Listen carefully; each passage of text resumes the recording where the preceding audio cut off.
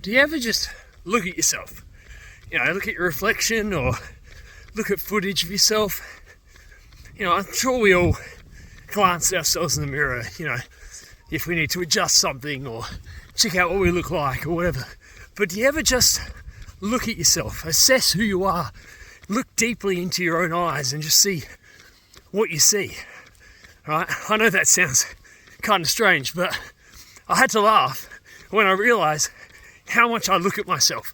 Obviously making these videos, you know, making the YouTube videos, I look at a lot of footage of myself and it's made me very self-reflective, right?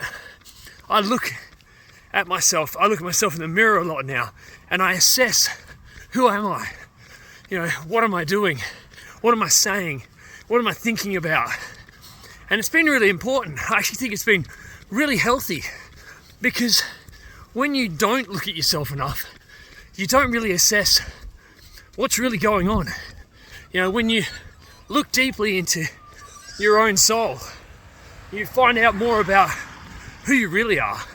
You know, you look at where you want to improve, you look at where you've been, you celebrate the wins, you look back at who you have been and you look at who you could be. So you look forward as well. You create hope sometimes, you know, when you look at where you're going and where you've been. So, you know, it's an interesting one. Obviously, we've been talking about reflections, we've been talking about looking back, looking forward. And I just wanted to leave you with that thought today. Do you ever really just look at yourself? You know, go and stand in front of the mirror. Don't think, just look, you know, and don't have a preconceived idea of who you are or what you're seeing. Just look at yourself and then let yourself start to dream and imagine who you want to be, who you could be, and start to celebrate who you are.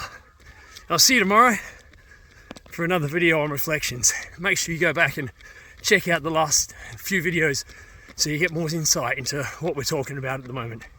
I'll see you tomorrow.